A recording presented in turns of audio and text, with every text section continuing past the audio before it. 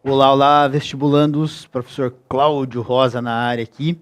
E hoje a gente vai fazer a correção da prova da UFPR, processo seletivo 2016-2017, primeira fase, prova de geografia.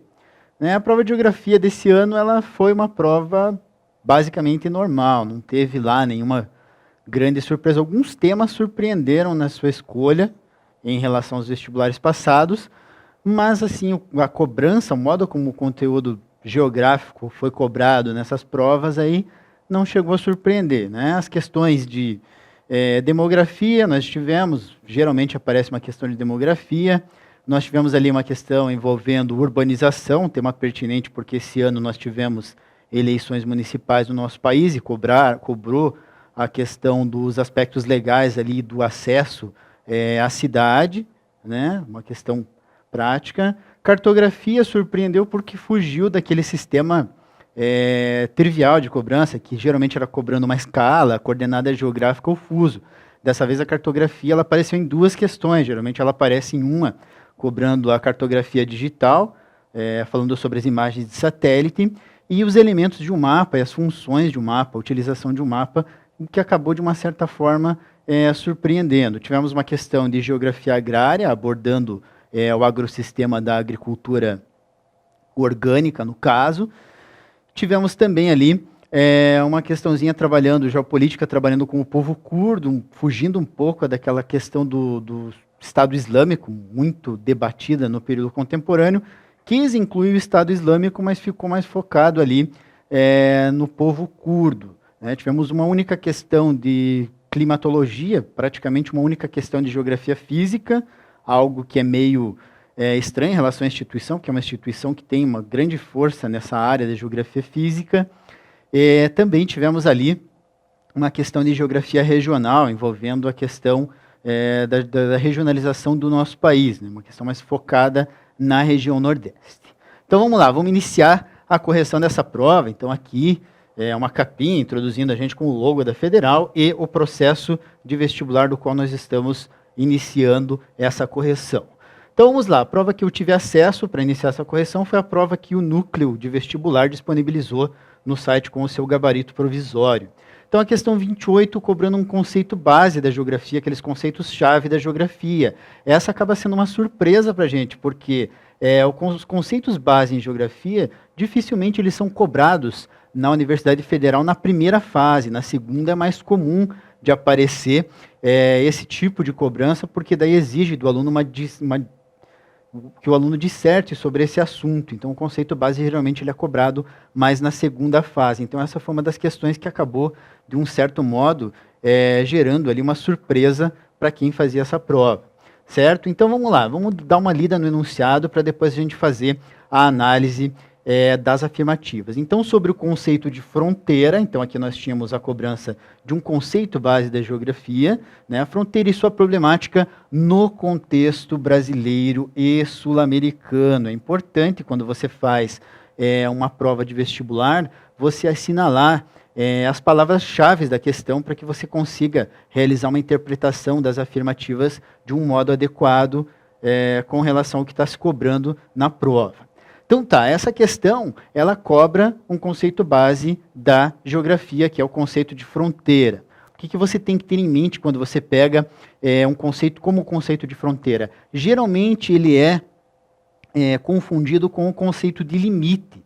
As pessoas utilizam fronteira e limite como sinônimos. No entanto, a gente vai dar uma olhadinha agora e perceber que esses dois conceitos, eles devem ser tratados de forma diferenciada quando se fala em geografia, a questão territorial. Eles estão ligados ao conceito de território, que é um espaço apropriado por um grupo, né, e organizado política e administrativamente, para que esse grupo ele pratique o seu modo de vida, para que ele consiga estabelecer as suas relações políticas, culturais e sociais e até mesmo econômicas dentro desse espaço.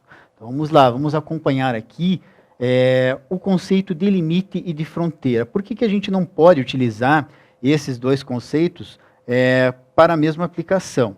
Porque o limite ele é uma divisa, né? Ele vai nos mostrar ali a divisão entre dois territórios.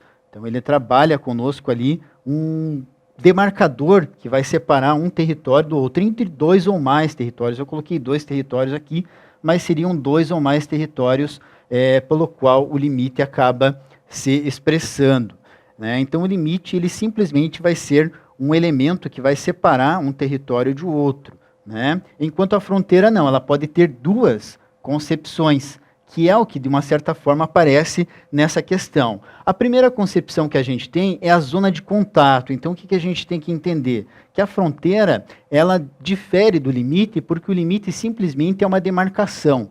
Aqui acaba o território, a partir daqui começa outro território. A fronteira não, são as áreas próximas do limite, quando a gente fala na questão territorial. Então, são as áreas que existe o contato entre esses 2 territórios, seja nas suas relações econômicas, seja na circulação de pessoas e de mercadorias. Então, essa é a diferença que existe entre a fronteira e o território, entre o limite, perdão. O limite seria a divisão que separa um território do outro, e a fronteira são as áreas de contato que existem entre 2 ou mais territórios que estão separados. A outra concepção que a gente tem de fronteira, e que é realmente um dos temas da prova, é que ela é uma frente de expansão, ou seja, é o avanço de um determinado território, envolvendo a ocupação da população, que seria o aumento desse território, a própria expansão dele, ou a produção, que seria aquele conceito que a gente tem de fronteira econômica, no qual são estabelecidos os limites das atividades produtivas que existem dentro de um território. Por exemplo, o Brasil tem a sua fronteira agrícola. O que seria essa fronteira agrícola? Seria a área para a qual se expande a atividade agrícola dentro do território brasileiro. Em um determinado momento, ela ocupa uma determinada área. Com o passar do tempo, com o avanço, a modernização das atividades agrícolas e até mesmo o aumento da produtividade agrícola do nosso país, essa fronteira se expande para uma área onde não existia agricultura. Então, isso seria a expansão das atividades que eu coloquei para vocês nesse slide que nós acabamos de observar. Então, seria até onde vai uma atividade agrícola, por que ela se expande, é isso que a gente tem que ter em mente quando a gente fala de fronteiras econômicas. Continuando aqui, então, vamos ver o exemplo do primeiro conceito que eu passei para vocês, a primeira diferenciação entre limite e fronteira. Então, a gente pode observar que o limite, né, ele é uma área que vai separar um território do outro, é um limite, uma linha, na verdade. O limite ele acaba sendo uma linha imaginária que acaba separando, pode ser, um território do outro pode ser um elemento natural, né, que poderia ser um rio, ou até mesmo uma floresta. Então, o limite ele pode ser natural, quando a gente está falando de um elemento da natureza que está dividindo, que está separando um território do outro, ou ele pode ser artificial, quando trata-se de uma construção elaborada pelo ser humano, como, por exemplo, uma estrada, uma ferrovia, poderia ser também um paralelo, um meridiano, que seriam uma fronteira, um limite traçado ali pelas coordenadas geográficas. Então, essa é a diferença. O limite é a linha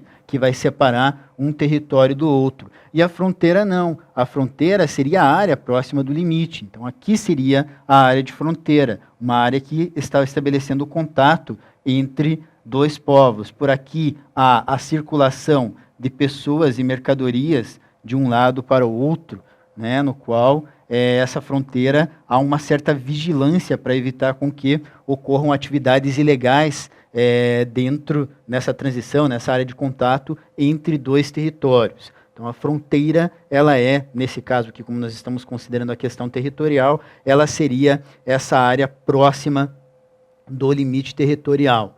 No caso também, existem 2 formas de classificar as fronteiras, ou 2 tipos de fronteiras que a gente pode estabelecer. Seriam as fronteiras terrestres, quando a área de contato entre esses 2 ou mais territórios, ela é feita por terra, uma área territorial que forma a fronteira desses territórios, ou nós podemos também ter as fronteiras marítimas, daí seria o mar territorial, um mar que pertence a um determinado território que ele pode explorar. Nós vamos ver mais para frente esse conceito de fronteira marítima ou mar territorial. Continuando aqui a nossa análise sobre o conceito de fronteira, para a gente voltar para a questão e, de uma certa forma, elaborar a sua resolução, nós temos aqui as áreas de fronteiras econômicas do território brasileiro. O mapa ele diz ali, ó, território brasileiro, final do século XX e início do século XXI.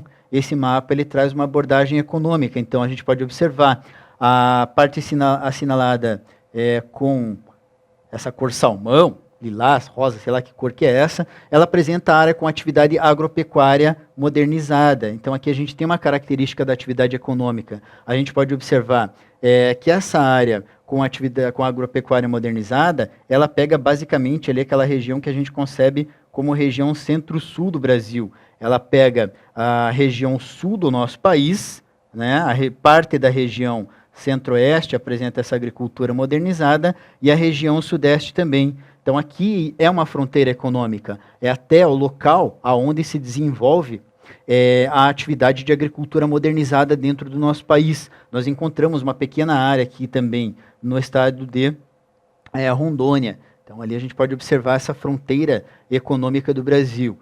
Simbolizada pela cor amarela, a área com o predomínio da atividade de agropecuária tradicional. Então, aqui são técnicas mais tradicionais de agricultura. Então, ela se estende por uma grande faixa do território brasileiro. Vamos assinalar com uma cor verde. Então, a gente pode observar que ele pega basicamente a região centro-oeste e grande parte da região nordeste. Apenas algumas partes da região nordeste que são simbolizadas ali pela agricultura moderna. Mas essa fronteira da atividade agrícola tradicional do Brasil se restringe a essa área achurada verde que eu estou fazendo para vocês aqui. Então, isso é para caracterizar esse tipo de fronteira. Seriam áreas de expansão da atividade econômica. Eu peguei ali, no caso, duas fronteiras com características agrícolas, mas também nós temos a área industrializada do país, nós temos outras áreas ali que são classificadas nessa questão de fronteiras. Agora a gente vai dar uma olhada na questão das fronteiras marítimas ou do mar territorial,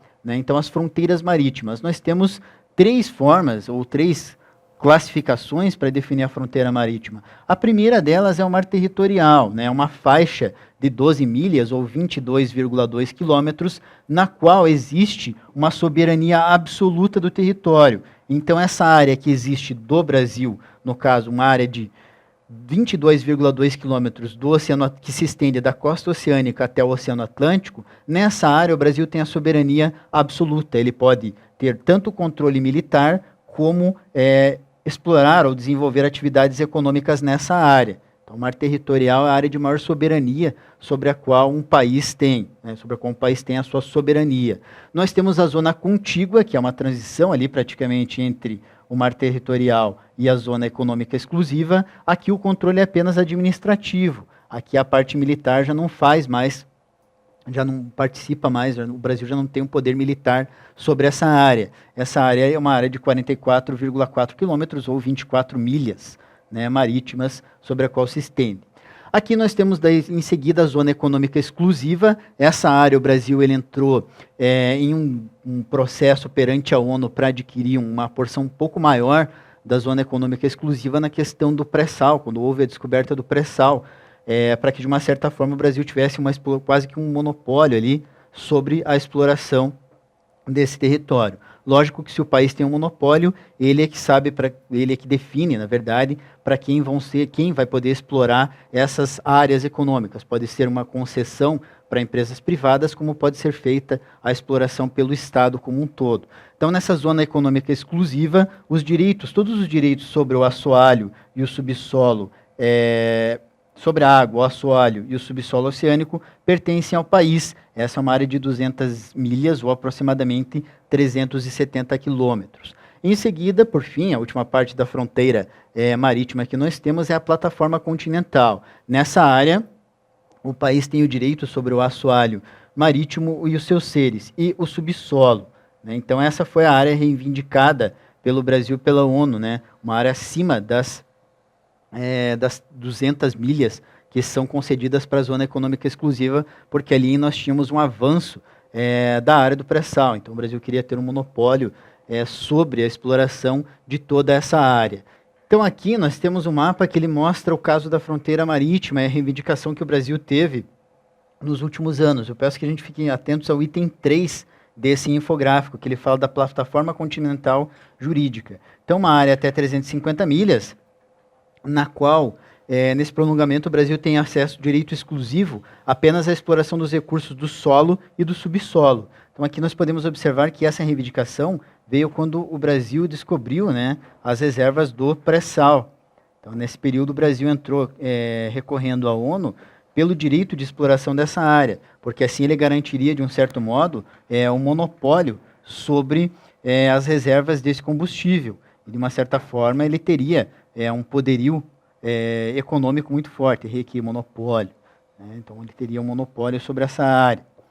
Então, acabaria, de uma certa forma, trazendo um benefício para a economia do nosso país, né? Porque daí, a partir do momento em que o país possui um monopólio sobre um recurso natural, ele é que define como vai ser explorado, quem vai ser explorado e qual será a divisão desses recursos, dos lucros obtidos com esse recurso natural. Então, vamos retornar aqui à questão agora, de fato, depois que nós vimos todas essas abordagens sobre a fronteira e questão da separação com limite, e vamos analisar as afirmativas. Então, vamos começar com a afirmativa A dessa questão, né? A afirmativa considerada errada. Então, ela diz o seguinte: a formação geográfica e social semelhante dos países andinos, então a gente sempre vai captando as palavras-chave. Aqui, no caso, ele diz que a formação é semelhante, que ocorreu uma formação igual entre esses países da América do Sul, proporciona a construção de políticas e acordos fronteiriços coesos e convergentes, ou seja, ele está afirmando que não há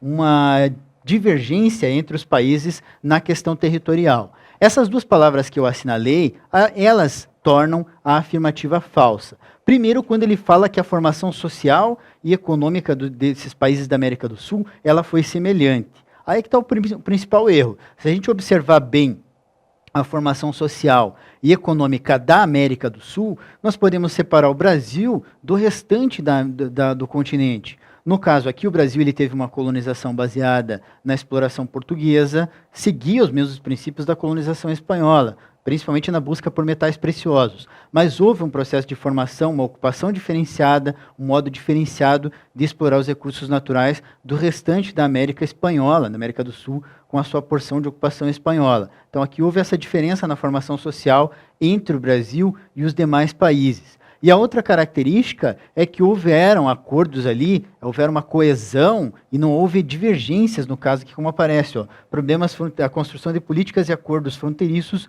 coesos e convergentes entre os países que a compõem. Na verdade, não houve uma convergência entre esses países. Muitos deles entraram em divergência na questão da sua formação territorial. Brasil e Argentina entraram em divergência, Bolívia e Chile tiveram um conflito no qual entraram em uma certa divergência. A Bolívia até perdeu a sua saída para o mar nesse território.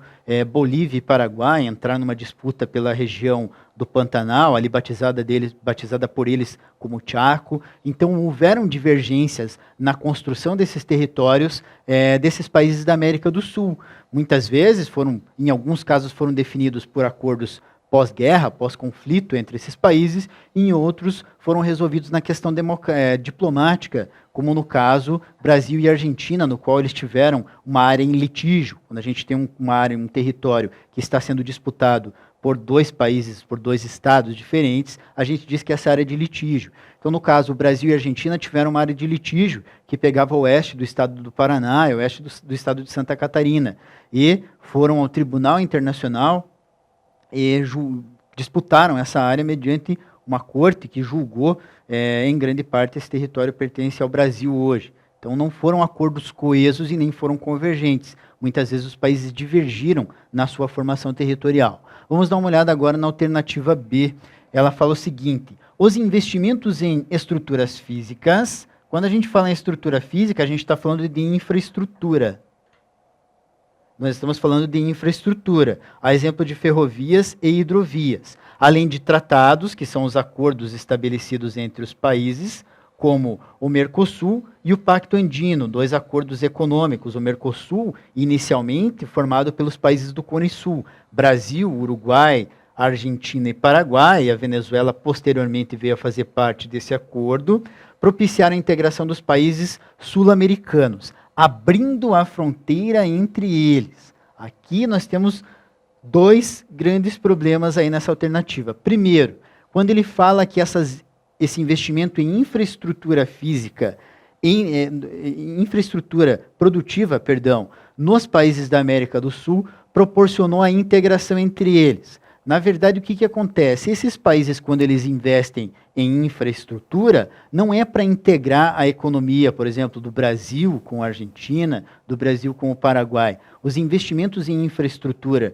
nesses países é uma tentativa de atrair o capital estrangeiro para modernizar a sua estrutura produtiva. Não que seja uma construção de uma infraestrutura para integrar todas as economias da América do Sul. Então, esse é o grande problema. Esses países eles não possuem um capital privado forte para modernizar o seu setor produtivo. Eles dependem muito de investimento estrangeiro. Então, esse investimento estrangeiro é para atrair o capital estrangeiro, incluir esses países na economia global, e não para proporcionar a sua integração. O Mercosul, o Pacto Andino, sim, foram acordos de integração econômica, parcerias econômicas entre esses países. O erro que a gente tem nessa afirmativa que fala aqui, abrindo as fronteiras entre eles a partir da integração desses países na questão de tratados como o Mercosul e o Pacto Andino, o erro está no seguinte: o Mercosul, vou tomar como exemplo o Mercosul, ele não é um acordo que estabelece o livre comércio entre os países da América do Sul, os países do Cone Sul. Alguns produtos que são considerados carro-chefe da economia desses países, a gente pode pegar como exemplo a Argentina, no qual o trigo é um dos principais produtos da sua economia. Esse trigo, ele não vai apresentar uma liberdade econômica numa relação comercial, por exemplo, com o Brasil. Há um imposto um pouco mais elevado nesses produtos carro-chefe da economia, que acaba dificultando essa liberdade econômica, esse livre comércio entre os países da América do Sul. Isso não caracteriza uma fronteira aberta na sua acepção econômica, na sua concepção, acepção econômica. Na sua concepção econômica, uma fronteira aberta seria o livre mercado atuando entre esses dois territórios, facilitando o livre comércio entre esses países. Então, isso daqui acaba falseando essa afirmativa. Letra C. A palavra fronteira teve o seu conceito modificado com o advento da globalização. Aquela velha história da globalização, dizendo que as fronteiras perderam a sua força com a liberalização da economia, sendo hoje usada para compreender as relações de abertura entre estados nacionais, como no caso dos pactos econômicos sul-americanos. Aqui que está um grande problema. Quando a gente fala de globalização, a gente fala de uma tentativa do mercado se tornar cada vez mais liberal. Mas essas fronteiras, elas não são abertas. Para que uma fronteira seja, a gente considera uma fronteira aberta, ela tem que ser aberta não apenas no aspecto econômico, mas no aspecto social e cultural. Né, o que não acontece nesses países. Se a gente tomar como exemplo, no caso sul-americano, não existe uma livre circulação entre os membros, entre os cidadãos de um país sul-americano por toda a América do Sul. Você tem uma concessão de visto por um período X de dias ali, mas você não pode viver e transitar livremente por esses países. Se a gente tomar como exemplo essa história de abertura ou de perda da força da fronteira, no aspecto global, basta a gente ver a questão dos refugiados da própria Síria, que eles encontram dificuldades para circular de um país, do próprio Oriente Médio, para a Europa. Então, ali, há uma certa fronteira, ela tem uma grande força ainda no período contemporâneo, principalmente na circulação de pessoas. A circulação de mercadorias, ela é, de uma certa forma, restringida, desde que se existiu o bloco econômico, como o Mercosul e o Pacto Andino, a circulação ela tende a ser mais fácil. Mas se for estabelecer uma relação comercial com um país que seja fora do bloco, ele encontra uma certa restrição. No finalzinho da década de 90, metade finalzinho da década de 90, quando nós tivemos a epidemia da vaca louca, a carne brasileira ela encontrou uma dificuldade para avançar em países da Europa. O Canadá exerceu um certo bloqueio à carne brasileira durante aquele período. Isso não caracteriza uma abertura de fronteira, caracteriza o fechamento de uma fronteira para a entrada de um território, totalmente contrário a esse discurso da globalização que fala em abertura total das fronteiras. Não existe uma abertura total das fronteiras ali. Alternativa D. Nos países da América do Sul, as relações transfronteiriças, relações entre esses países, como a circulação de pessoas, capitais e mercadorias, são atualmente subordinadas à política de segurança de cada Estado nacional. Né? Na verdade, na questão de circulação de pessoas, você tem uma subordinação à política de segurança nacional, mas a questão de mercadorias é uma relação econômica, ela não envolve um controle sobre a entrada e saída dessas mercadorias. Lógico, quando a gente entra na questão de contrabando, essas coisas de produtos, aí você tem a política de segurança nacional atuando sobre esses produtos. Mas nas relações comerciais de grande porte, na questão de exportações e importações, não depende da política de segurança nacional esse controle sobre essas mercadorias. Né, fica mais restringido à circulação de pessoas. E vamos para a última alternativa, que é a alternativa correta. A fronteira remete a espaços peculiares, onde se defrontam comunidades políticas geográficas diferentes, que se caracterizam por interações e conflitos de múltiplas ordens. Esses espaços peculiares aí, né, são aquelas áreas que eu falei, aquelas áreas que nós vimos ali, que é caracterizada pela fronteira, então a área próxima do limite. Nessa área, sim, se defrontam, essas populações elas entram em contato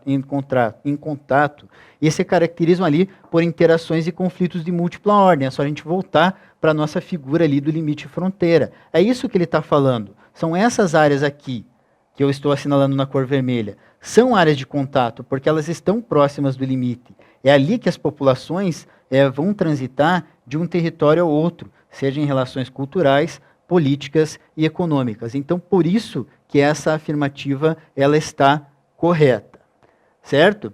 Então, agora vamos avançar para a questão de número 29, que é uma questão que ela trabalha com os estudos de geopolítica. Então, geopolítica, uma das correntes que ela já foi predominante nos estudos em geografia, ultimamente ela vem aparecido pouco nas provas da Federal, mas geralmente a Federal ainda destina uma questãozinha envolvendo geopolítica. E esse ano tratou com o povo curdo, né, abordando um pouquinho o Estado Islâmico, mas ficou mais focada no povo curdo. Então, o Estado Islâmico ele é um movimento paramilitar, sei lá se a gente pode chamar dessa forma assim, esse movimento, mas que ele tem como objetivo unificar os povos árabes. E o povo curdo é um povo árabe que ele busca a formação do seu território, os chamados povos sem Estado ou nações sem Estado. Então, para analisar essa questão, a gente vai rever um pouquinho o conceito de Estado e a sua aplicação na geografia. Vamos dar uma olhada, então, no enunciado da questão. Diz o seguinte: as mulheres curdas ganharam destaque internacional no último ano em função do seu protagonismo, ou seja, a participação feminina ali na luta pelo seu território. Pelo seu povo, porque eles não possuem um território. No protagonismo no enfrento armado contra o Estado Islâmico, né, a organização mais comentada no Oriente Médio nos últimos tempos, principalmente no Iraque e na Síria. Então aqui a gente já pode ver uma característica do povo curdo. Eles não estão incluídos apenas em um único território, eles estão espalhados por mais de um território.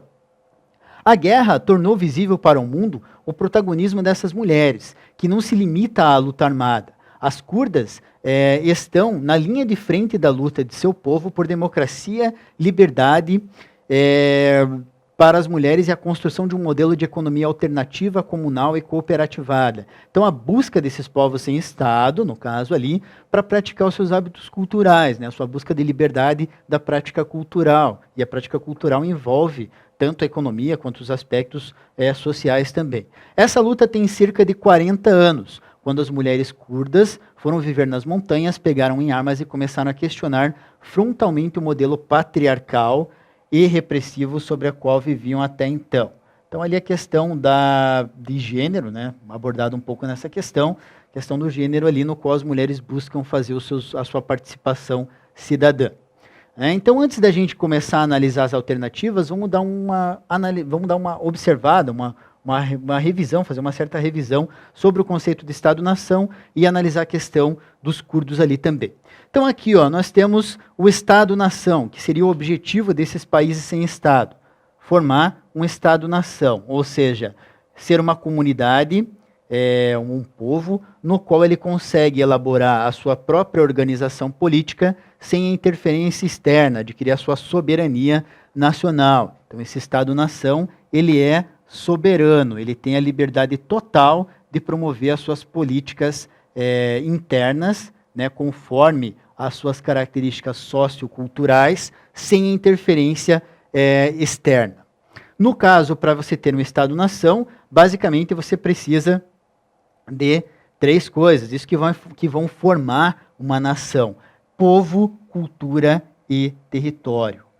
A partir do momento em que existe um povo que possui a sua cultura, os seus hábitos culturais, e esse povo possui um espaço, uma área na qual ele possa praticar esses hábitos sem sofrer interferência externa, nós temos aquilo que nós chamamos de nação mais identidade nacional. Então, o povo curdo, ele é uma nação. Por quê? Porque ele tem um povo, no caso ali os seus habitantes, as mulheres, como nós vimos ali, ele tem uma cultura, que é aquele modo comunal, aquele modo cooperativado que nós vimos ali, e ele tem um território, que é a área no qual esse povo está distribuído pela Ásia ali, pelo nosso querido Oriente Médio. No entanto, eles não têm a posse sobre esse território, isso que classifica eles como um país sem Estado. Porque a partir do momento em que eles não têm a posse, eles não têm o reconhecimento externo da posse sobre esse território, eles não podem ser considerados um povo independente. Então, eles não possuem isso que a gente caracteriza como governo. Então, os povos sem Estado, eles não possuem um governo, porque o governo, ele tem que ter a sua liberdade de criar suas leis, ele deve ter a sua soberania. No entanto, esse povo curdo não possui a sua soberania. Se esse povo possuísse a sua soberania, essas mulheres não estavam precisando brigar ali para poder praticar o seu modo de vida ali comunal e cooperado, cooperativo, como aparece na afirmativa da questão. Então, o povo curdo ele é um povo sem Estado, uma nação sem Estado. Uma nação, nós já vimos, ele tem tudo aquilo que precisa para formar uma nação. Ele tem um povo, tem os seus hábitos culturais e está distribuído por um território. Mas não forma um Estado porque não possui um governo que tenha a total liberdade o total controle sobre esse território e a total liberdade de legislação. E não tem a posse e o reconhecimento externo sobre esse território.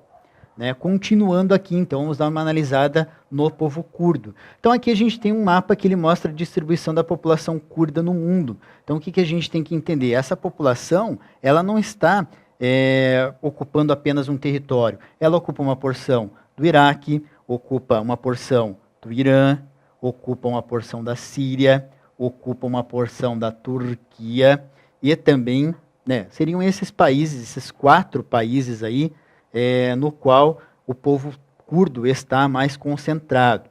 Então, esse é um povo distribuído por 4 territórios, basicamente. Sofre perseguição política em alguns deles. No caso aqui, o Estado Islâmico, ele atua sobre a Síria. Então, a área em questão, a área na qual nós temos esse conflito, provavelmente é essa areazinha aqui na porção nordeste da Síria, que é ocupada pelo povo turco, essa área que eu estou pintando de amarelo aqui. Provavelmente é nessa área no qual essas mulheres estabelecem esse conflito armado, porque é a área que o povo curdo ocupa no território da Síria.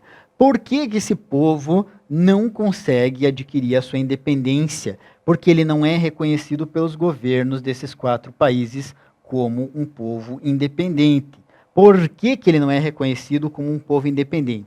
Quando a gente fala em território, nós estamos falando em terra. E a terra, a superfície terrestre, ela vai fornecer recursos naturais que podem se transformar em matéria-prima e podem desenvolver o setor produtivo desses territórios. Então, se esse território o povo curdo adquirir uma posse sobre esse território, esses 4 países que nós vimos ali, Turquia, Síria, Irã e Iraque, vão perder grandes fontes de recursos naturais. Então não é interessante para os líderes políticos desses países reconhecerem a independência do povo curdo, porque se eles reconhecerem a independência, esse povo vai adquirir provavelmente a posse sobre essa área principal da sua ocupação e esses países vão perder grandes fontes de recursos naturais. Quando a gente fala em Ásia, a gente remete a dois recursos naturais de grande importância. Um deles é o petróleo, é óbvio, as maiores reservas de petróleo estão localizadas no Oriente Médio, e a gente fala também de recursos minerais. Então, esses países perderiam grande parte desses recursos minerais caso o povo curdo adquira a sua independência e ganhe posse sobre esse território. O território que o povo curdo reivindica é o chamado Kurdistão, é uma área próxima dessa área onde nós temos aqui, seria essa regiãozinha onde nós temos a maior concentração do povo curdo. Então, o Kurdistão seria essa área que o povo curdo reivindica a sua posse, porque há uma grande concentração de curdos nesta região. Continuando aqui, para fechar a análise dessa questãozinha, a gente vai ver o povo curdo e a sua distribuição populacional. Então, o país no qual nós temos o maior número de população curda é a Turquia. 18% da população, quase um quinto da população turca, é formada por curdos. Na Síria, nós temos 6% da população formada por curdos. O Iraque, 5 milhões, 20%. Aqui sim, um quinto da população do Iraque é formado por curdos. O Irã, ali, nós temos 7%. E a Armênia e o Azerbaijão, 300 mil curdos ali. O menor número de população curda está nesses dois países ali. No restante, a população ela está mais distribuída entre esses países, com um grande destaque ali para a Turquia, que tem o maior número de curdos, né, e tem também a maior extensão territorial, observando ali este mapa. Então, 25 milhões de curdos estão espalhados por todo o mundo. Esse é o maior país sem Estado que está espalhado pelo mundo aí. Vamos dar uma olhada, então, nas afirmativas da questão. Agora sim, vamos para a análise dessa questão. Então, vamos olhar essas afirmativas. É uma questão, basicamente, de análise de 3 afirmativas. A Federal gosta muito de fazer esse tipo de exercício. Então, com base nas informações do texto e no conhecimento sobre geopolítica e conflitos territoriais mundiais, considere as seguintes afirmativas. Número 1. O texto retrata um dos principais conflitos e impasses étnicos territoriais na região do Oriente Médio, que envolve um grupo étnico considerado a maior nação sem pátria do mundo. Essa alternativa é verdadeira. Então, os curdos, com seus 25 milhões de pessoas espalhadas pelo Oriente Médio, ele reflete a maior nação sem pátria. Aqui ele colocou nação sem pátria, na verdade seria a nação sem Estado, é o conceito mais utilizado nos livros didáticos ali que trabalham com o ensino médio. Então, nação sem pátria, para quem elaborou essa prova, é a mesma coisa que nação sem Estado. Tá? Então, um dos principais conflitos que é o povo curdo buscando a sua independência. Número 2. Grande parte do povo curdo habita uma região montanhosa localizada dentro dos territórios da Turquia, Síria, Iraque e Irã, aqueles 4 países que nós observamos analisando o mapa, mostrando que fronteiras étnicas e culturais entre estados nem sempre são convergentes. A gente acabou de debater uma questão ali sobre fronteira, nós vimos que até na América do Sul, que é um continente que não existiram tantos conflitos, e não existem tantos conflitos territoriais hoje, não são convergentes. Então, realmente, essa alternativa ela é correta. O povo curdo está espalhado por esse território.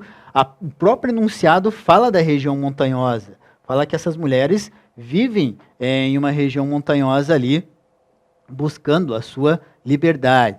Então, essa afirmativa ela é correta também. Afirmativa 3. Apesar do conflito com o Estado Islâmico, o território curdo é reconhecido pelos estados do Irã, Iraque e Turquia, onde a língua curda é tida como oficial. Então, aqui o grande erro, o reconhecimento. Muito pelo contrário, o que esses países mais temem em relação ao povo curdo é o seu reconhecimento como Estado independente, porque nós já vimos ali, vão perder reservas de recurso natural. Então, esses países, provavelmente, se o povo curdo um dia vier a formar o Kurdistão, esses países provavelmente vão ser os últimos a reconhecer a independência desse povo, porque daí vão perder território e vão perder tudo aquilo que um território pode proporcionar, no caso ali, os recursos naturais. Questãozinha 29 resolvida, vamos para a questão 30 agora, da nossa prova. Uma questão envolvendo cartografia, que no caso eu esqueci de colocar para vocês, mas é aquilo que a gente chama de cartografia digital, né? Aquela cartografia que utiliza os recursos da informática para produzir os nossos queridos mapas. Então, as duas questões de cartografia que nós tivemos na prova da Federal, para mim, elas foram surpresas. Cartografia digital raramente é cobrado nas provas e esse ano apareceu cartografia digital.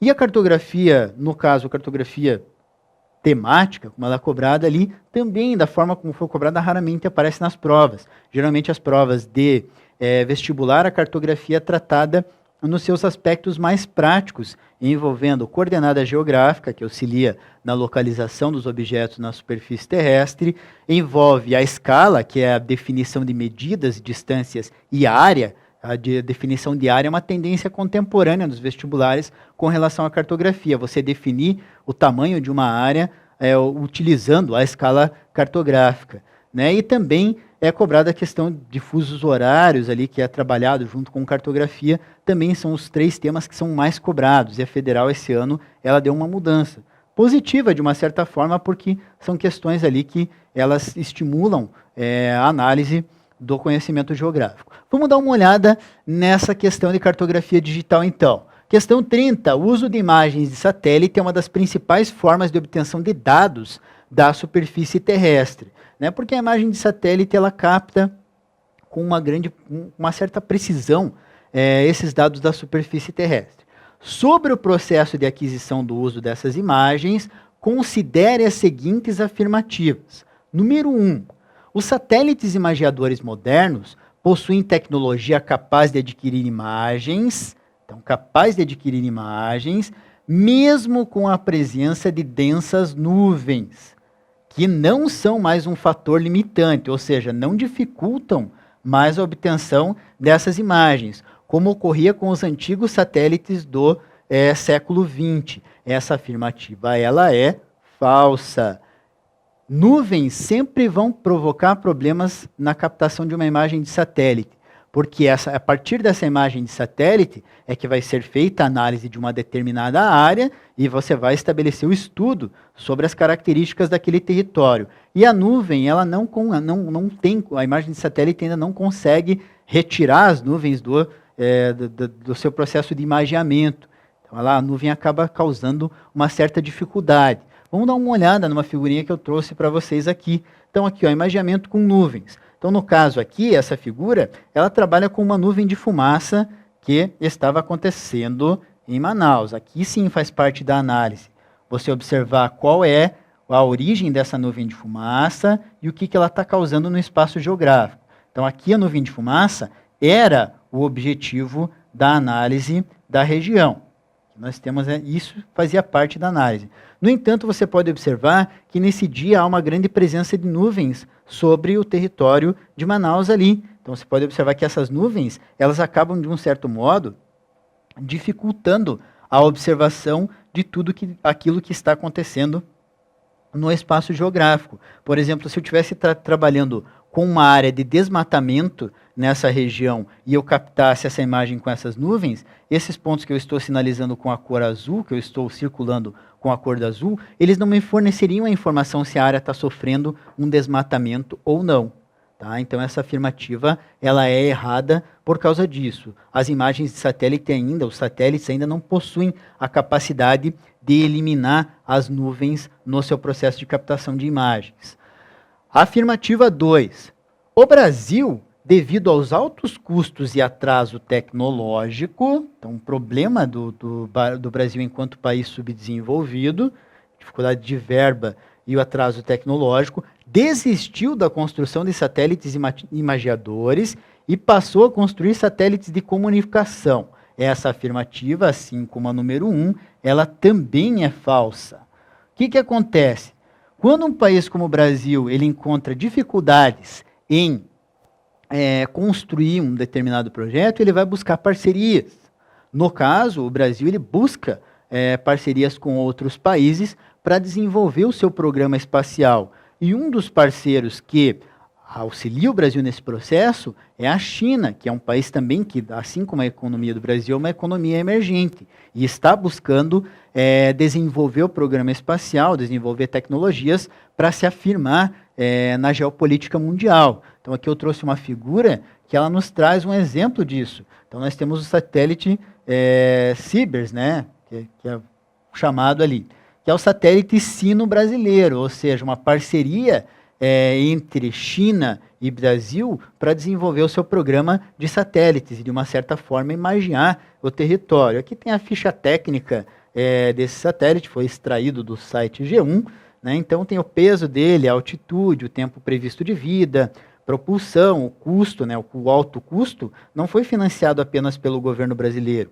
é um projeto sino-brasileiro, foi financiado pelos dois governos, 50% de participação no desenvolvimento, ou seja, o Brasilzão gastou ali 80 milhões de reais no desenvolvimento desse programa, do projeto sino-brasileiro ali, programa espacial desenvolvido por esses dois países, o lançamento desse satélite. Então a alternativa é falsa.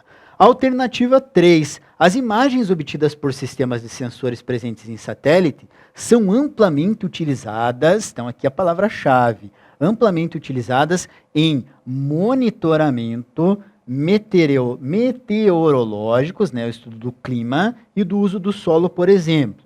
Então aqui, ó, a questão das nuvens que nós vimos ali nas imagens de satélite, na primeira afirmativa. Para a questão do clima, é perfeito que o satélite capte as nuvens para você identificar a movimentação dessas massas de ar, a circulação dessas massas de ar pelo globo terrestre. Então, realmente, o satélite tem essa participação nos fenômenos meteorológicos. E a questão do monitoramento do uso do solo também é, talvez, a forma mais utilizada dos satélites ali, que seria o próprio monitoramento do uso do solo. Então, essa afirmativa ela é verdadeira. E eu trouxe uma figura aqui para que nós identifiquemos o quanto essa alternativa é verdadeira. Sempre quando nós trabalhamos com uma imagem de satélite, a nossa análise ela é temporal. Nós fazemos uma análise ao longo do tempo de um determinado espaço e observamos quais são as transformações que esse espaço está sofrendo. No caso aqui nós temos um mapa uma imagem de satélite da região amazônica. E essa imagem de satélite ela trabalha com dois períodos, o ano de 1984 e o ano de 2006. Então um período ali de 22 anos. Nessa imagem de satélite, nós podemos observar duas tonalidades de cor. A cor verde, três tonalidades de cor. A cor verde, a cor azul escura, que vai simbolizar os corpos d'água, e a cor rosada. Então, a cor verde, geralmente, ela vai identificar áreas de floresta, né? Lógico, a cor verde, a gente sempre faz a ligação com áreas de floresta. E a cor com tonalidade rosada, ela vai nos ajudar a identificar áreas com aquilo que a gente chama de solo exposto, né? Então, o solo exposto ele vai ser identificado com cores de tom rosado ali em uma imagem de satélite. Então, a partir disso, a gente identifica que em um determinado período, essa região aqui, ela possuía muita área florestada e com o passar do tempo, houve uma grande exposição do solo. Isso significa que o desmatamento nessa área foi intenso. Então, nos deu uma análise, nos deu um monitoramento de um determinado espaço, como vem afirmando aqui, o monitoramento do uso do solo, que foi essa característica que nós vimos nessa imagem. Então, somente a afirmativa 3 é correta. Então, essa questão número 30, a letra A dessa prova que eu tive acesso, seria seria a afirmativa correta. Vamos para a questão de número 31, analisando outra questão de cartografia. Aqui já é uma questão mais simples de se resolver, porque é uma questão mais comum de ser trabalhada nos conteúdos didáticos. Essa questão da cartografia digital, ela é uma questão que ela tem um aspecto mais técnico do que um aspecto mais escolar. E a prova do vestibular, o objetivo dela é analisar os conteúdos que você adquiriu no ensino médio, mas também tem um outro sentido essa prova do vestibular, fazer com que as pessoas que tenham uma afinidade maior com o estudo da geografia, para ver se essas pessoas têm uma capacidade mais avançada de ingressar no curso de geografia. Então, por isso que essas questões técnicas também aparecem mescladas com os conteúdos escolares. Vamos dar uma analisada nessa questão de cartografia aí. Então, vamos lá. Questão 31. Enrolem esse mapa, ele não será necessário. Então, aqui querendo dar a ideia de que o mapa é um instrumento obsoleto, né? Querendo colocar uma obsolescência com relação ao mapa, né? O primeiro-ministro britânico William Pitt, o jovem, fez essa observação depois de ser comunicado sobre a derrota das forças britânicas. Então aquele mapa não teria mais sentido, ele estaria obsoleto, porque esse povo britânico, no caso, perdeu o conflito com o uso dele, já não teria mais utilidade. Né? Na Batalha de Austerlitz, em 1805, em que ficou claro que a campanha militar do seu país na Europa continental tinha sido frustrada. Então aquela informação não tinha mais utilidade, no caso, para esse povo, certo? Considerando as informações do texto, o desenvolvimento da cartografia e o uso do mapa, identifique as afirmativas se elas estão verdadeiras ou falsas conforme a seguinte afirmativa. Então diz ali, ó, a história da cartografia mostra que os mapas são confeccionados para atender objetivos específicos, que quando cumpridos, tornam obsoletas as informações nele contidas. Esse mapa, ele está obsoleto? Não. Esse mapa, ele não está obsoleto. Ele está obsoleto para o determinado uso, né? Para o uso do general. Mas ele não está obsoleto para o uso de outra pessoa. Né? Então, esse mapa ele está obsoleto para o uso do general. Mas o objetivo dele não era apenas o uso do general. O objetivo desse mapa provavelmente era um mapa, uma carta que apresenta todas as características do território. Esse mapa pode ser utilizado para uma guerra, um conflito, você fazer análise do território e estabelecer as suas estratégias de guerra, mas ele pode ser utilizado para a exploração de recursos naturais, para um zoneamento da área, para determinar como que cada área, que tipo de construção que vai ocorrer em cada área. Então você tem ali que tipo de área que deve ser preservada, qual que pode ser construída. Então não é apenas um único uso. O mapa ele tem vários usos. Cada um que pega aquele mapa tem um uso. Então aqui no caso, houve uma tentativa de confusão de quem estava analisando a informação. Esse mapa ele estava obsoleto para o uso do general, mas não estava obsoleto para outras pessoas que pegassem esse mapa e fizessem um estudo ou utilizassem ele de outro modo. Então essa afirmativa, ela é falsa. Ela não é, o mapa não estava obsoleto para o general. Não estava obsoleto no seu uso geral, ele estava obsoleto para o uso do general.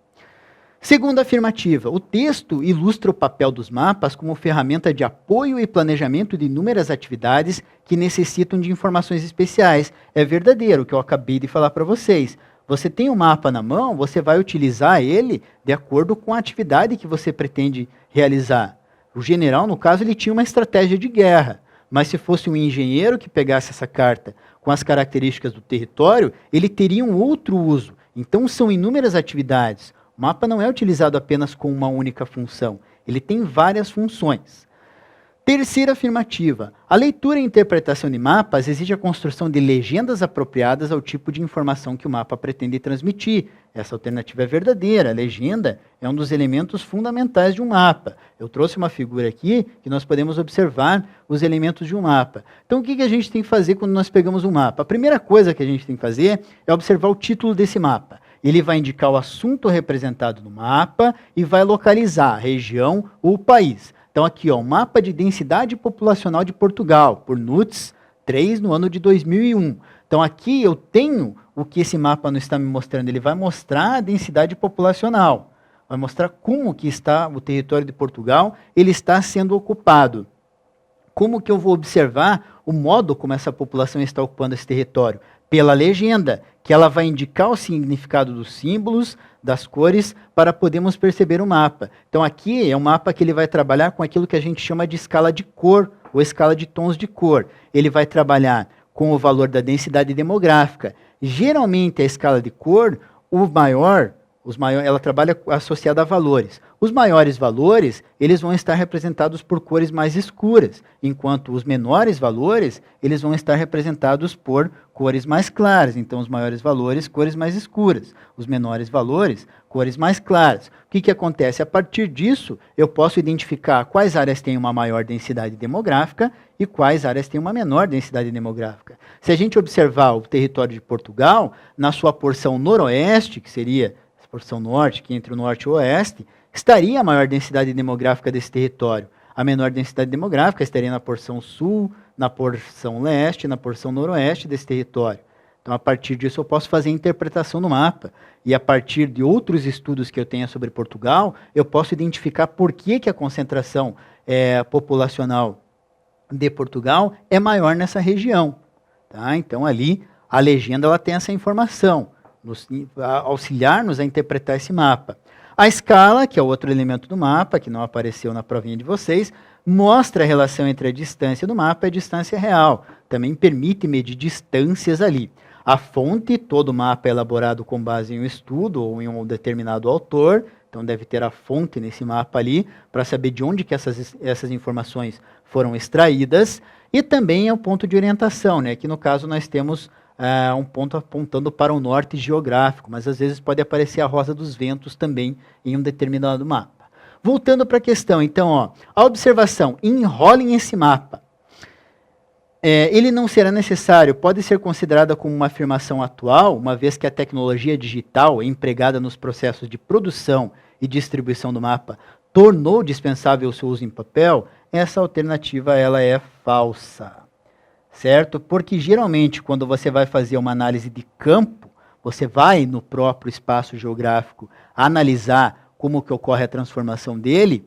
Quando você faz essa análise, você precisa de um mapa portátil, um mapa que seja de fácil transporte, né? A tecnologia ela é ótima, é necessária, mas em determinados lugares no qual você tem contato, você não vai ter tanto acesso à tecnologia. E no caso, uma tecnologia mais antiga, como o mapa em papel, ela acaba sendo utilizada. E até mesmo na questão escolar. O mapa impresso em papel, ele é muito utilizado na questão da transposição didática de conteúdos. Então, o mapa de papel ainda acaba sendo muito utilizado na questão escolar. Também nos trabalhos de campo realizados por geógrafos e engenheiros ali. Certo? Vamos dar uma olhada, então, agora na questão de número 32 da prova da Federal. Uma questão envolvendo conceitos de urbanização. Então, uma questão que ela foi pertinente ao ano no qual nós estamos passando, o ano de 2006, no qual nós tivemos eleições municipais. E essa questão que eu achei interessante dela foi ter abordado aspectos legais da cidade e o próprio acesso da população na questão da moradia da cidade. Mas esse acesso a gente tem que entender que não é apenas na questão da moradia, mas sim aquilo que a gente chama de equipamentos urbanos. O que são equipamentos urbanos? São serviços públicos e áreas públicas na qual todas as pessoas que vivem na cidade têm acesso. São serviços que acabam auxiliando o desenvolvimento da vida social dentro de uma cidade. Então essa questão eu achei ela muito interessante. Vamos dar uma olhada no enunciado dela.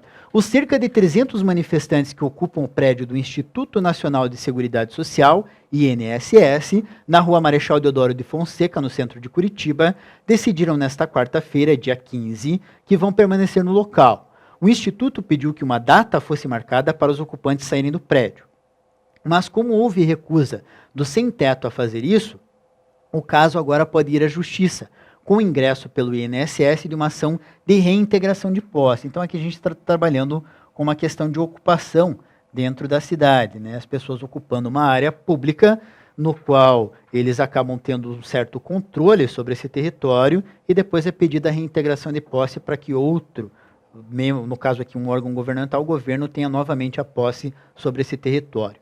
O edifício tem cerca de 3 mil metros quadrados de área útil, mas apenas uma parte dos 4 andares está sendo usada pelo INSS como depósito. Então, uma notícia da Gazeta do Povo. Então, aqui a gente vê a busca da população por moradia dentro da cidade. Uma área que tem uma construção, poderia ser destinada para um determinado uso e está, de um certo modo, parada. Então, essa população, esses sem-tetos, acabaram ocupando, dizendo, poxa, vamos destinar essa área para a nossa ocupação. Então, a questão dos movimentos sociais, no caso aqui, esse movimento social buscando moradia, acabando tendo as suas ações sociais para pressionar a opinião pública, até mesmo o governo, a se sensibilizar com a sua causa. Continuando ali. Com base na problemática presente no texto e nos conhecimentos de geografia urbana, identifique como verdadeiras ou falsas as seguintes afirmativas. Primeira afirmativa, uma das causas das situações expostas no texto é a valorização do solo urbano, aquilo que a gente chama de especulação imobiliária, sobretudo em espaços com boa infraestrutura, que impede o acesso à moradia por parte significativa dos habitantes da cidade brasileira. Realmente é isso, o pessoal está ocupando uma determinada área central, esse pessoal não tem uma área no qual ele pode ocupar e desenvolver a sua própria vida, então essa afirmativa está verdadeira justamente por causa disso. É isso que o texto está retratando, pessoas buscando um espaço para exercer o seu direito como cidadão, exercer a função social da cidade, que seria a cidade provendo o bem-estar social dos seus habitantes. Então é realmente isso. É a valorização do espaço, que acaba dificultando o acesso à moradia, principalmente das classes menos abastadas da nossa sociedade. Eu trouxe uma figura aqui que ela mostra essa ideia de especulação imobiliária. Então aqui nós temos o espaço em um momento A e o espaço em um momento B, certo? No momento A, a gente pode observar que nós temos vários terrenos, no caso aqui o terreno que está sendo em análise é esse que apresenta a cifra ali. Nós temos um terreno que, juntamente com os seus terrenos vizinhos, é um terreno ocioso, não está sendo ocupado, ou seja, não está produzindo e nem está sendo ocupado para habitação. Então nós temos um espaço ocioso esperando a sua valorização. A partir do momento em que mudam essas características desse local, esse espaço pode vir a ser valorizado. Então mudaram as características do local, e esse território, esse terreno, ele passou a ter um valor maior. Aí é que ele entra na negociação. Então esse território que anteriormente poderia ser destinado para a construção, sei lá, de casas populares e auxiliar na resolução do problema da falta de moradia nas grandes metrópoles, ele continuou ocioso, com um grande número de contingente populacional chegando à cidade, precisando de terra para habitar ou para realizar atividade produtiva, e ele não cumpriu com essa função social da cidade. Enquanto existiam espaços que poderiam ser utilizados para que o bem-estar social dos habitantes da cidade viessem a ser atingidos, esses espaços não cumpriram com essa função social. Eles esperaram esse espaço se valorizar para que fosse comercializado. Então não cumpriu a função social, cumpriu uma função de capitalização da terra, uma função econômica, né? Então acabou dificultando a ocupação dessas áreas. Isso é aquilo que a gente chama de especulação imobiliária. Continuando aqui, segunda afirmativa, a participação da sociedade na gestão urbana é uma direção prevista legalmente, que pode contribuir para a gestão democrática dos municípios e diminuir o conflito do direito pelo uso da cidade. Essa afirmativa, ela é verdadeira também. Um dos principais aspectos que vem sendo debatido na questão do poder público municipal é aquilo que a gente chama de gestão democrática, ou seja, a população, a partir dos seus comitês populares ali, participando na gestão pública, na gestão dos municípios ali, principalmente na questão de apresentação de orçamento, prestação de contas e até mesmo levando a necessidade das comunidades locais. E essa questão da gestão participativa é um dos 3 pilares do documento que serve de base para o plano diretor das cidades, documento chamado de Estatuto da Cidade, surgiu no ano de 2001, certo? Então, vamos já aproveitar e ver essa terceira alternativa. Segundo o Estatuto das Cidades, a regularização fundiária e a urbanização são instrumentos de política urbana considerados entraves à prevenção e resolução dos problemas ambientais. Muito pelo contrário, o Estatuto da Cidade ele prevê a regulamentação fundiária para evitar problemas ambientais. O que seria isso? Vamos supor que uma parte da população ela está vivendo em uma área inadequada.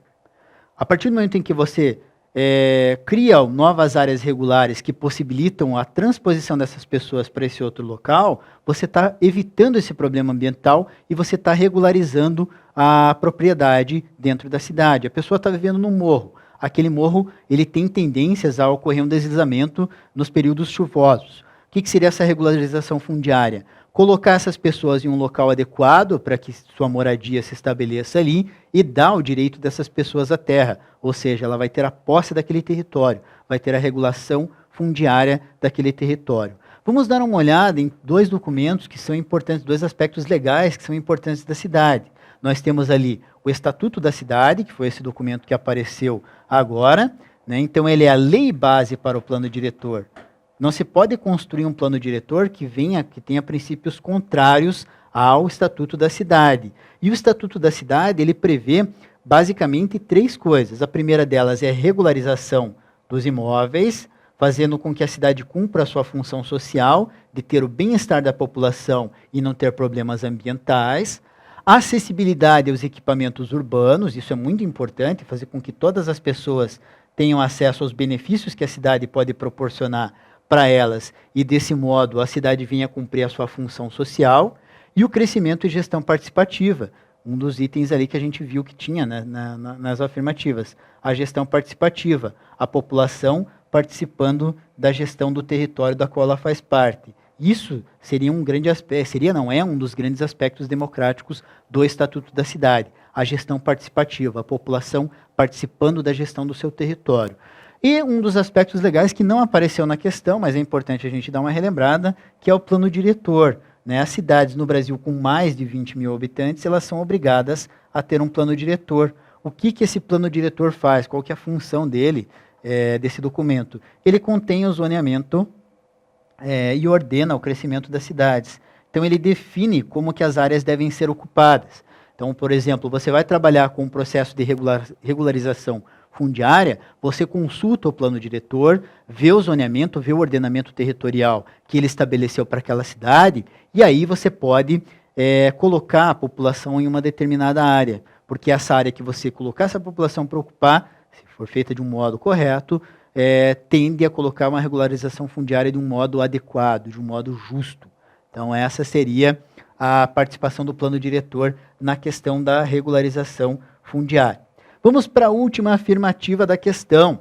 Diz ali, o poder público possui mecanismos para combater a especulação imobiliária e promover a função social da propriedade, a função social da cidade. Mas nesse tema há um descompasso entre questões legais e ação governamental. Essa alternativa, ela é verdadeira. O que acontece? Nossa, troquei aqui a canetinha. Deixa eu mudar aqui para ficar mais fácil para a gente analisar essas questões.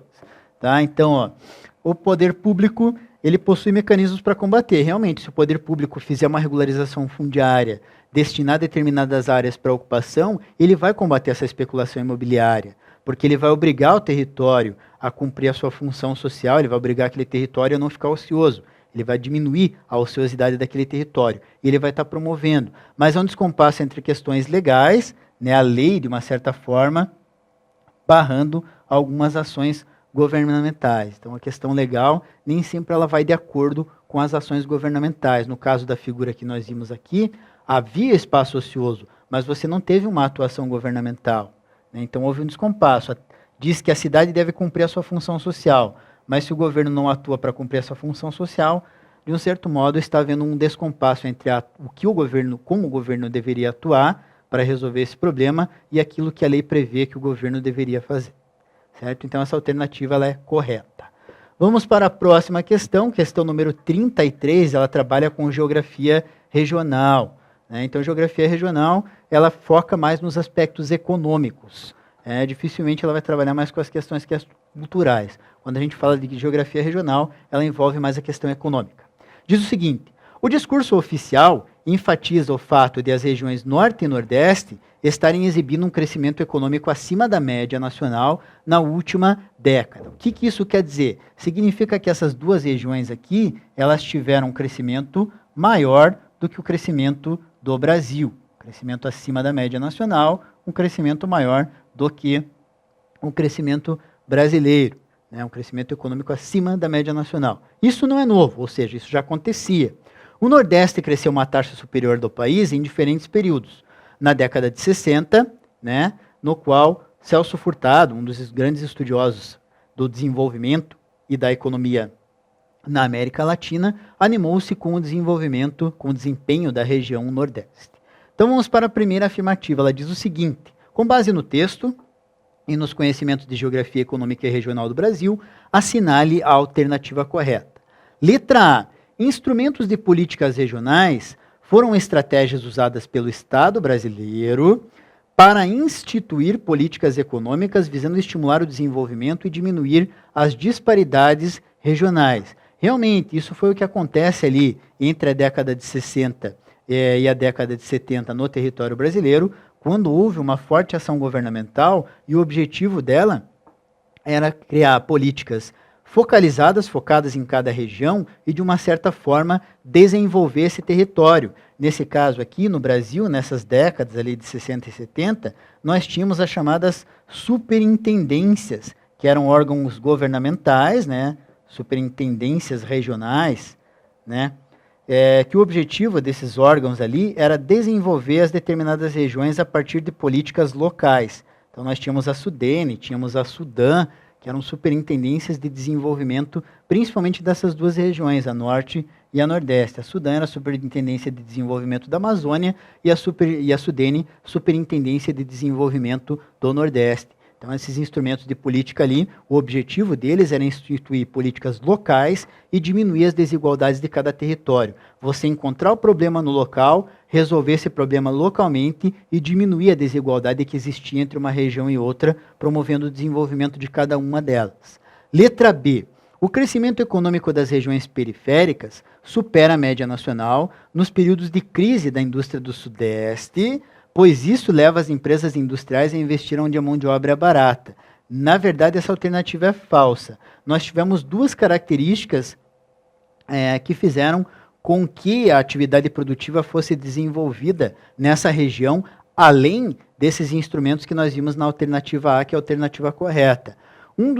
Ou duas causas, não dois instrumentos governamentais. A primeira causa que levou essas indústrias a sair da região sudeste foi a infraestrutura urbana estar inadequada ou estar muito saturada para o recebimento dessas indústrias. Então a infraestrutura urbana estava tornando muito custosa a produção dentro dessas grandes metrópoles da região sudeste.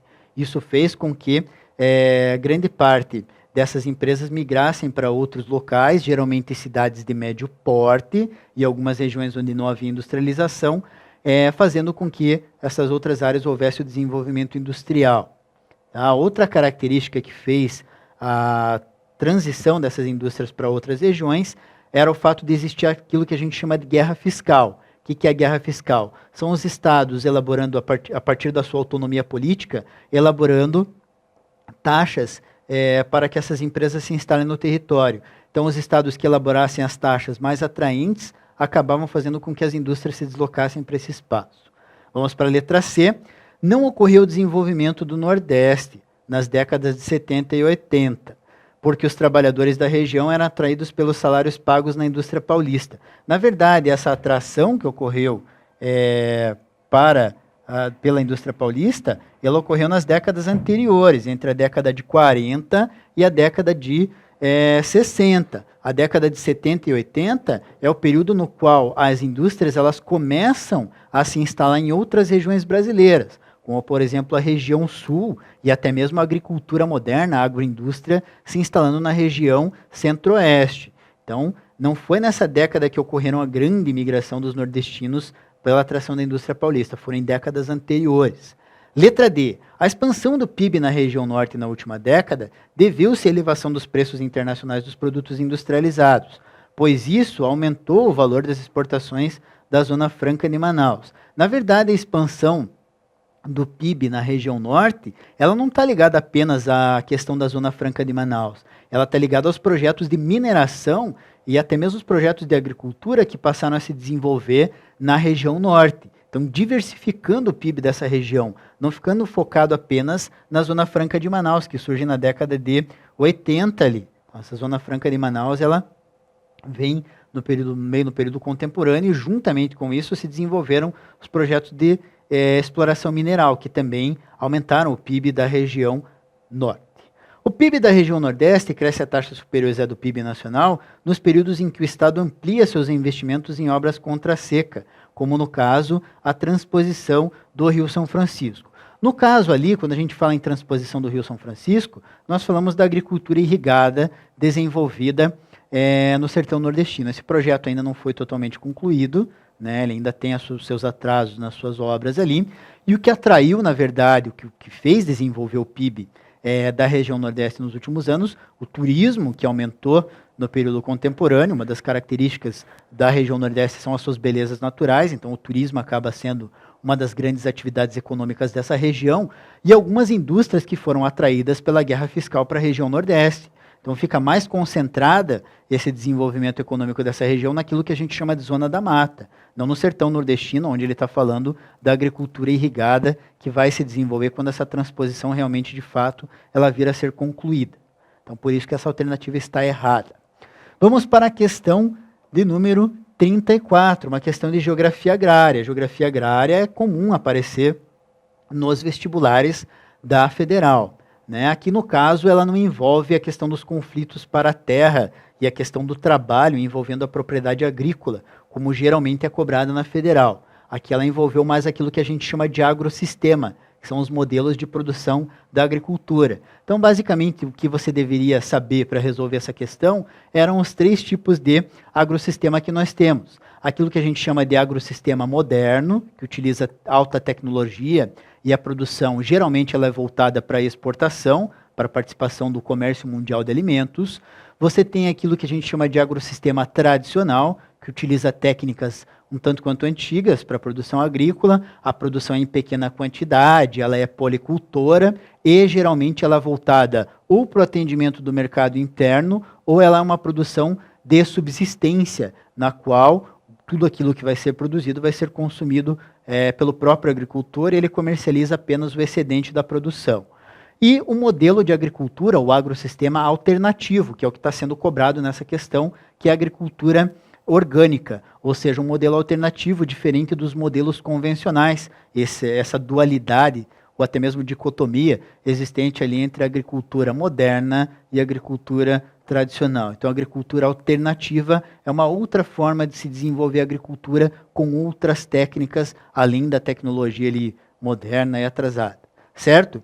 Então, vamos dar uma olhada ali. Ó. Os processos industriais não imitam a natureza. A agroecologia, sim, o faz. Substitui os insumos externos, né, que são os produtos químicos utilizados para desenvolver a produtividade, por saberes como combinar plantas, árvores e animais, ou seja, aquele modelo sustentável, aquele modelo em uma interação maior com os ecossistemas, de tal forma que se reforce a produtividade da terra. A produtividade aumentou até 214% em 44 projetos em 20 países da África subsaariana, mediante técnicas da agroecologia em um período de 3 a 10 anos. Muito mais do que qualquer cultivo geneticamente modificado, alguma vez já tenha conseguido. Outras avaliações científicas recentes mostraram que os camponeses de 57 países que utilizam técnicas agroecológicas obtiveram um aumento de 80% na sua produtividade. O aumento médio nos africanos é de 116%, ou seja, estava tendo um aumento positivo nesses projetos existentes na África. São projetos focados, 44 projetos em 20 países. Hoje, a evidência científica demonstra que os métodos agroecológicos são muito melhores do que os fertilizantes químicos utilizados para aumentar a produção de alimentos em regiões onde vivem os famintos. Se a gente está falando de região onde vivem os famintos, essa agricultura ela é de subsistência. Então, o objetivo dela é promover alimentos para quem não tem. Né? Vamos dar uma olhada ali. Com base nas informações do texto e nos conhecimentos de geografia agrária, assinale a alternativa correta. Letra A. A agroecologia é uma técnica agrícola própria dos agricultores africanos, motivo pelo qual aquele continente é sempre usado como exemplo nesse tipo de produção. Opa, ele não é próprio desses agricultores africanos. Se ele fosse próprio desses agricultores africanos, não existiriam esses 44 projetos aqui. Seria uma produção típica da África. Mas ele está dizendo que são projetos que foram instalados no continente africano. Projetos de pesquisa científica que foram aplicados no continente africano. Motivo pelo qual ele sempre é usado como exemplo nesse tipo de produção. Vamos dar uma olhada na atividade agrícola do continente africano. Aqui eu trouxe um mapa com as atividades econômicas da África. Nós temos aqui, basicamente, as atividades agrícolas estão nesse cantinho aqui que eu estou assinalando. Com a cor vermelha escura, nós temos a agricultura de plantation.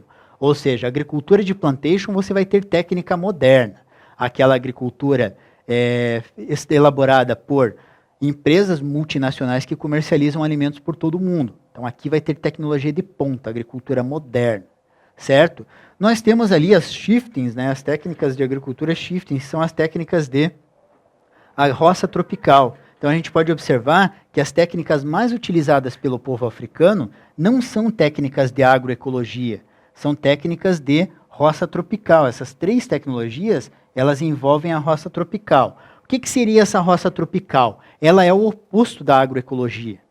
A roça tropical, ela é totalmente devastadora do ambiente. Essa roça tropical, ela seria o desmatamento de uma área por meio das queimadas, e as cinzas dessas queimadas ali, ao entrar em contato com o solo e se decompor, elas fertilizariam o solo. Só que essa fertilização do solo por meio dessas cinzas, ela dura um determinado período.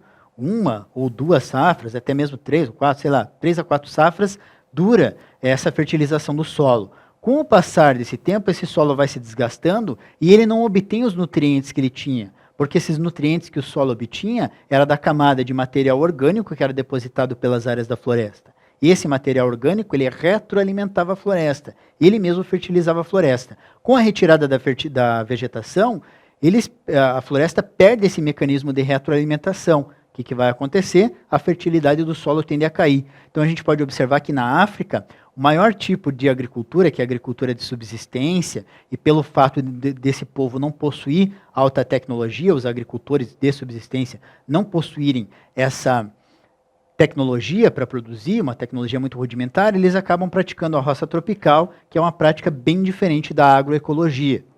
Né? Então a gente pode observar que essas áreas de agricultura de roça tropical, elas são praticadas na África subsaariana, que é essa porção da África que eu estou assinalando na cor azul, que é a cor verde escura e verde clara, são as roças tropicais. Então, técnicas meio contrárias àquilo que a gente chama de agroecologia. Vamos dar uma olhada na segunda alternativa ali, letra B. A integração de práticas produtivas locais com o cultivo de geneticamente modificados, os famosos transgênicos, faz com que a agroecologia tenha uma visão ecológica do meio ambiente. Na verdade, a integração com os cultivos geneticamente modificados, eles não apresentam ali uma visão ecológica do meio ambiente. Na verdade, essa visão ecológica, por meio dos geneticamente modificados, ele acaba diminuindo a biodiversidade, porque são poucas sementes geneticamente modificadas que acabam sendo produzidas. E ali está falando de alguns cultivos locais, ó, que seria a roça tropical, ou o próprio plantation, faz com que a agroecologia tenha uma visão ecológica. Ela tem uma visão conservacionista do ambiente, não chega a ser uma visão ecológica. Você pega restos ali do determinado ambiente, você tenta causar uma determinada, uma pequena modificação, você causa uma pequena modificação no ambiente.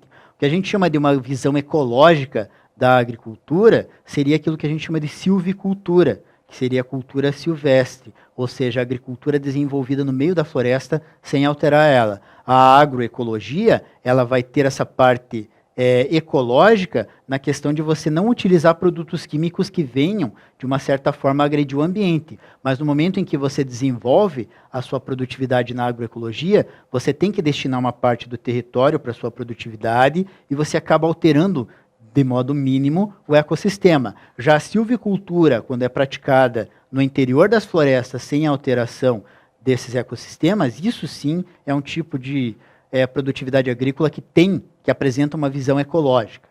Vamos para a alternativa C. A agroecologia está se revelando como uma opção para a produção de alimentos saudáveis, mas sua produção ainda é inferior à produção convencional. Realmente, para se desenvolver a agroecologia, você tem que desenvolver em pequena quantidade, leva-se um tempo maior para o cultivo, a probabilidade de ocorrer uma perda de safra ela é um pouco maior, porque fica vulnerável às ações da natureza. Então, o cultivo ele ainda é um pouco lento, ele ainda é um tanto quanto lento em relação à produção convencional e um pouco inferior.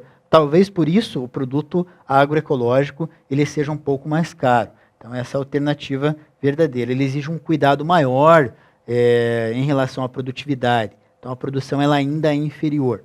Letra D. A forma agroecológica de produzir foi introduzida no Brasil na década de 70 do século XX, quando a modernização da agricultura promoveu aquilo que se denominou de Revolução Verde. Essa alternativa ela está falsa, porque, na verdade, quando você coloca a Revolução Verde dentro de um território, você está colocando a alta tecnologia, a tecnologia de ponta, aqueles insumos químicos que são abolidos na agroecologia, eles são introduzidos na agricultura brasileira a partir da década de 70. Então, a partir da década de 70, é que esses insumos químicos, esses produtos químicos, os insumos agrícolas, passam a adentrar o território brasileiro e passam a exercer uma força muito grande sobre a produtividade agrícola. A agroecologia ela é um produto da agricultura um tanto quanto mais recente, né, nessas preocupações ali com relação à alimentação, ou um certo questionamento da sociedade industrial que nós vivemos no período contemporâneo. Então a agroecologia surge nesse período para tentar combater essa força industrial, esses malefícios, de uma certa forma, que a produção industrial traz. Não malefícios, mas alguns problemas que são desencadeados pela produção industrial. Alternativa E. Um dos aspectos negativos da produção agroecológica são os problemas sociais e ambientais, pois esse modelo de produção ocupa pouca mão de obra em grandes extensões e consome muitos recursos naturais. Está totalmente errada essa alternativa. Na verdade, ela diminui os problemas sociais, porque se você consegue colocar um agricultor que ele tenha, de uma certa forma, uma produtividade dentro do território com a sua pequena produção, ele vai continuar no campo e ele vai diminuir o êxodo rural. Problemas ambientais nem se fala. Você causa um mínimo impacto no ambiente. Você acaba, de um certo modo, conservando o ambiente pela redução do uso de produtos químicos. Ocupa pouca mão de obra. Isso realmente é uma característica quase que geral da agricultura, da agroecologia, né, porque ela realmente é praticada geralmente numa produção familiar. Utiliza grandes extensões? Também não. Ela vai utilizar pequenas extensões de terra e vai consumir poucos recursos naturais. O objetivo dela não é consumir muitos recursos naturais. Então, por isso que essa alternativa ela está falsa. Vamos para a nossa questão 35, questão de climatologia envolvendo o fenômeno do El Niño. Então, o fenômeno do El Niño é um evento de teleconexão oceano-atmosfera, ou seja, um fenômeno que ocorre a partir da relação entre o oceano e a atmosfera, um fenômeno climático, caracterizado por anomalias, ou seja, fenômenos que estão desregulados, né, das águas superficiais e profundas nas porções centrais e leste do Oceano Pacífico Equatorial. As áreas mais fortemente influenciadas são a América, a Ásia e a Oceania, regiões essas que margeiam o oceano supracitado, alterando a dinâmica tanto das correntes marítimas quanto da circulação atmosférica regional e global. Essa alteração assume dimensões continentais e planetárias, à medida que promove desarranjo de toda a ordem em vários climas do planeta. Então aqui, na verdade, a gente está trabalhando com aquilo que a gente concebe como paisagem natural. Né? Essa paisagem natural ela é composta por todos os elementos da natureza. Clima, ela é composta por relevo, ela é composta por hidrografia e ela é composta por vegetação. No caso aqui do fenômeno do El Niño, nós estamos trabalhando apenas com dois elementos, a hidrografia e o clima. Então, o que acontece nessa relação quando a gente trabalha com a paisagem natural? Nessa relação da paisagem natural, a natureza ela funciona de um modo perfeito. E a desregulação de um desses elementos que estão conectados, no caso aqui a teleconexão é a oceano-atmosfera, pode causar alterações em quase todo o ecossistema, o famoso efeito borboleta. Né? O bater das asas de uma borboletinha na China pode causar um tufão em Nova York. Né? Não é que qualquer borboletinha ali vai bater a asinha, está causando um desastre ecológico em pontos do planeta. O que está dizendo é o seguinte, uma pequena ação no ambiente pode causar uma modificação total nele. E essa ação não necessariamente significa que ela venha a ser uma ação humana. Ela pode ser uma própria ação natural que causa uma desregulação em todo o ambiente. Então vamos lá. Sobre o El Niño e a dinâmica global, é correto afirmar. Vamos dar uma olhada primeiro no fenômeno do El Niño. Então o El Niño ele consiste no aquecimento anormal das águas do Pacífico. Né? Geralmente a água do Pacífico, normalmente a água do Pacífico, ela vai ser aquecida na sua porção leste, na sua porção oriental. As águas frias ficam contidas na sua porção ocidental, aqui na América, nas Américas.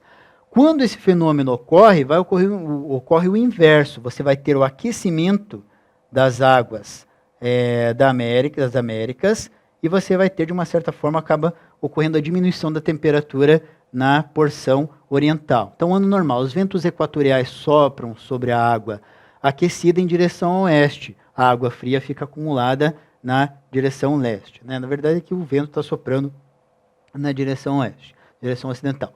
Ventos equatoriais perdem a força e a água mais quente acumula-se na próxima América do Sul. Então, aqui é que vai causar a anomalia do fenômeno do El Niño. Vamos dar uma olhada que tipo de anomalia que eles causam no território brasileiro. Na porção sul, o fenômeno do El Niño, na região sul, ela vai causar um aumento dos volumes de chuva. Então, a tendência no ano de El Niño é o aumento da chuva na região sul. Na região sudeste, pequena elevação nas médias de temperatura no inverno, as temperaturas médias, ou seja, aquele inverno com temperaturas mais elevadas, um pouquinho mais seco ali. Na região norte vai ocorrer menos chuva em períodos de secas e períodos de secas mais frequentes, ou seja, um aumento do período de seca na região norte. Na região nordeste, o que vai acontecer? Longos períodos de estiagem, então um aumento do período de seca na região nordeste. Na região centro-oeste, tendência de uma chuva acima da média, e uma pequena elevação das temperaturas. Então nós teremos chuva acima da média nas regiões sul e centro-oeste, nós teremos uma elevação da temperatura na região sudeste e períodos de estiagem, uma seca, um certo período de seca nas regiões norte e nordeste. Essas são as consequências no território brasileiro. Letra A. As anomalias que produzem o El Niño são decorrentes de atividades humanas. Aqui é que está errado. O El Niño não envolve atividades humanas. Opa, mais uma vez usei marca-texto. Eles não envolvem atividades humanas. O El Niño ele é um fenômeno natural. Então não é atividades humanas, ele é um fenômeno natural. Ali é que vai causar o El Niño. Então aqui que está o erro dessa questão. Ele é um fenômeno natural. Né? Principalmente devido às emissões de gases do efeito estufa. Também, nada a ver. O efeito estufa é um fenômeno climático, né? Não tem muito a ver nessa teleconexão entre oceano e atmosfera. Ele é um fenômeno climático devido a ações antrópicas, ações humanas, provenientes da queima de combustíveis fósseis e industriais veiculares. Nada a ver. Letra B. É considerado uma variabilidade natural, ou seja, uma anomalia produzida pela natureza, existente há milhares de anos, com relatos históricos de ocorrência nas civilizações pré-colombianas, e que pode ter seus efeitos intensificados devido à mudança climática. Exatamente, essa alternativa é correta. O El Niño ele é um fenômeno natural, né, ele já existia antes das grandes ações humanas causarem impacto sobre o ambiente, mas é óbvio, quando você tem um fenômeno natural, o que você tem que entender? O grande distúrbio que vai ser causado de um fenômeno natural como o El Niño, ou até mesmo com o aquecimento global, que já existiram eras de aquecimento da superfície terrestre, eles são fenômenos naturais. A ação humana ela não vai causar esse fenômeno, ela vai potencializar, ela vai fazer com que os efeitos desse fenômeno sejam mais drásticos sobre as sociedades, é óbvio. Então, o El Niño é um fenômeno natural, não esqueçam disso. Letra C. Está associado ao aumento da atividade sísmica. Falou em atividade sísmica, esqueça, a atividade sísmica não tem nada a ver com clima, é uma questão de climatologia, não é uma questão de relevo. Então, falou em atividade sísmica, esqueçam, no Oceano Pacífico Equatorial, que emite uma grande quantidade de calor no assoalho oceânico, provocando aquecimento das águas superficiais. A atividade sísmica, quando ela é realizada em um oceano, ela causa aquilo que a gente chama de tsunamis. Então não tem nada a ver com o fenômeno climático. Letra D. Tem relação direta com o aumento do fluxo de raios cósmicos durante o período de baixa atividade solar, permitindo maior entrada desse tipo de radiação em nosso sistema e alterando a dinâmica atmosférica.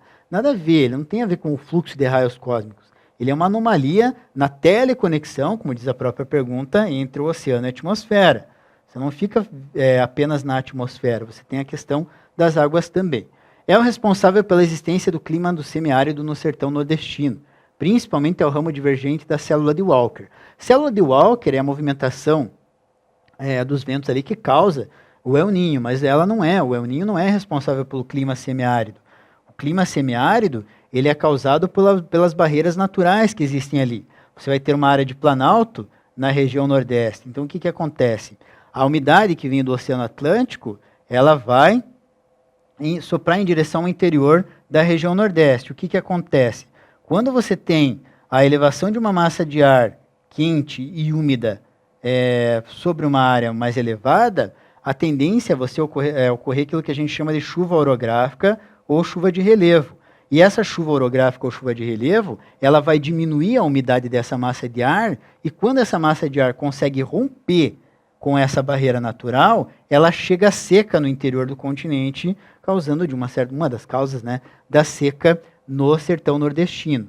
Então essa é a principal causa do clima semiárido, não tem nada a ver com o El Niño, certo? Continuando aqui, questão 36 e a nossa última questão do vestibular da Federal, a questão envolvendo demografia, né, geografia da população, envolve o caso brasileiro.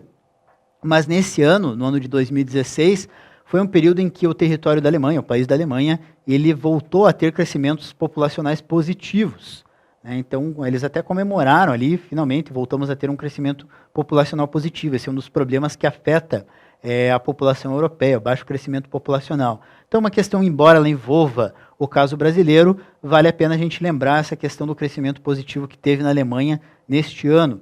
Essas taxas voltaram a ser positivas na Europa, fato que foi celebrado pelo governo, que vive uma crise de reposição populacional naquele continente. Então vamos lá, questão número 36. O Brasil tem 206,8 milhões de habitantes. Segundo dados divulgados nessa terça-feira, dia 30 de agosto de 2016, pelo Instituto Brasileiro de Geografia e Estatística, o IBGE, estimativas publicadas no Diário Oficial da União indicam que o país tinha, em 1º de julho desse ano, 206 milhões 81.432 habitantes. No ano passado, a população era de 204.450.649 habitantes. Ou seja, o crescimento da população foi de 0,8%, uma taxa muito baixa de crescimento populacional, né? Cai naquilo que a gente chama de taxa de reposição populacional. Ela simplesmente surge para cobrir o número de mortes que tem ali. O crescimento é quase nulo quando a gente fala numa taxa desse crescimento populacional. Vamos lá, com base nas informações do texto e nos conhecimentos em geografia da população, assinale a alternativa correta. Letra A. O percentual de crescimento populacional indicado mostra que a teoria malthusiana tinha razão, isto é, que a população está crescendo em progressão geométrica e a de alimentos em ritmo aritmético. Nada a ver essa alternativa. Primeiro aspecto pelo seguinte, ele não trabalha com a teoria malthusiana nessa questão. Ele simplesmente está falando do crescimento da população brasileira. Ele não trabalha com a teoria malthusiana e ele não trabalha com a relação entre o número de habitantes de um lugar e a produção de alimentos. Então ali já matou a alternativa. O segundo erro dessa questão está no seguinte, ele está dizendo que o crescimento da população ele ocorre em progressão geométrica, né? E a de alimentos em ritmo aritmético. Na verdade, o Malthus ele trabalha com essa ideia na questão populacional. Mas o que acontece? Uma ideia básica, uma ideia síntese da teoria malthusiana, ele dizia que a população cresce mais do que a produção de alimentos. E esse fato não é comprovado. Porque se você tem um crescimento numa taxa baixa dessa, e o Brasil como um dos países de maior produção agrícola, isso cai por terra. Né? O Malthus, quando ele elaborou a teoria dele, ele desconsiderava a Revolução Verde. Lógico, a gente tem que contextualizar com a época em que ele elaborou essa teoria. Era uma época em que a tecnologia de produção agrícola não era tão desenvolvida quanto no período contemporâneo. Então isso, de uma certa forma, acreditava o Malthus a fazer esse tipo de previsão. Ele não tinha acesso a essas tecnologias, ele não vivia esse período de tecnologia.